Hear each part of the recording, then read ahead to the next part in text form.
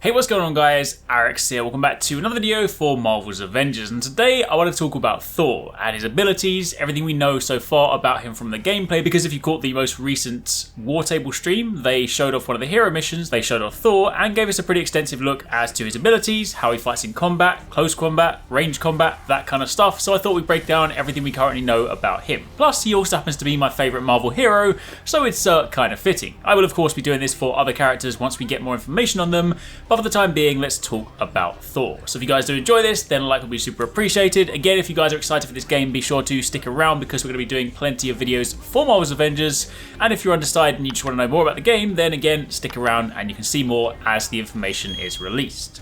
But anyway, starting at the top, of course, whenever you are playing Marvel's Avengers, no matter what character you have, combat revolves around a few main pillars. You of course have your primary attacks, which can be split into light and heavy attacks. You can then string them together into various different combos depending on your button permutations, and you can then hold down buttons for signature attacks. Now in the case of Thor, of course, he has his trusty Mjolnir to do most of the attacks, so you have your light hammer hits, you have your heavy hammer hits, you can throw the hammer to pin enemies, you can call down lightning whilst flying through the sky, and speaking of flying, when it comes to traversing, as you would expect, heroes move differently. So, you know, if you play as Hulk, for example, he can't fly, but he can of course run and leap. Meanwhile, if you play as characters like Thor or Iron Man, they can fly. So Thor can fly through the sky, he can of course use that to get from point A to B pretty efficiently, and of course he can call down lightning in the process.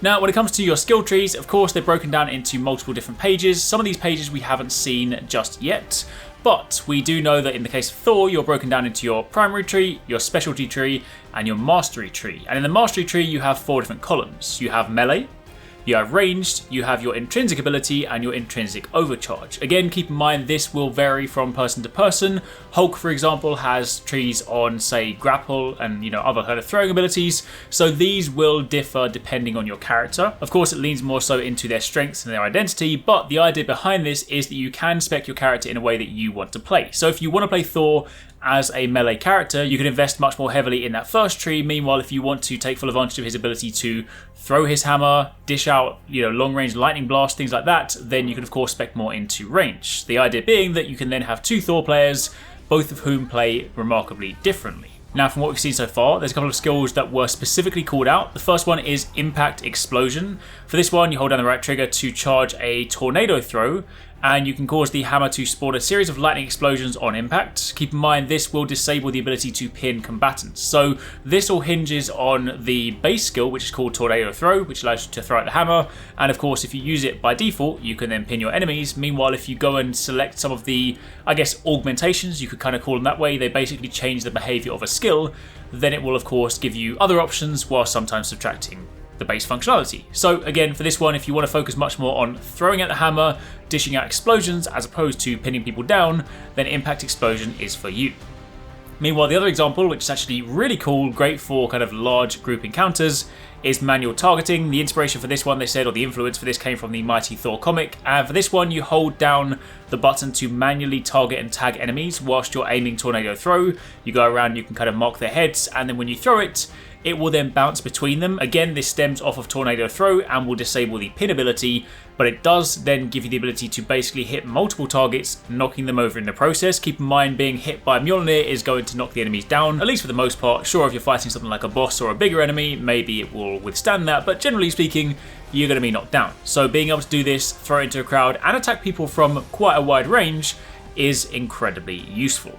They did of course, however, say that if you then spin it on its head and you wanted to go more melee focused and you wanted to do less range stuff, you could then go for something like Hammer Spin, which is an up close and personal attack, spins the hammer around and attacks anyone caught in the fray. One other move we got a chance to take a look at least in the skill tree, was actually from the primary page. So you can see the primary page is broken down into your light attacks, your heavy attacks, your hammer skills, and your intrinsic abilities. So again, you know, you can lean more into whatever particular combat style you like, or whatever, you know, moves you really enjoy. But Crashing Thunder is a heavy attack upgrade, and with this one, after being thrown, you can press, I mean, the button's actually like a white circle, so they haven't actually shown too much. You can press a button, basically, while sprinting to recall the hammer in a leaping strike that launches enemies into the air. So basically, if you think about it as, you know, you throw your hammer out, you then carry on fighting, you run towards them, you grab it, slam down in a very sort of epic comic book style, that is going to be super awesome. It actually kind of breaks down the costs here and the sort of damage. So the damage type is medium, the impact is medium, the stun is medium, and the reaction is launch. So you kind of got some more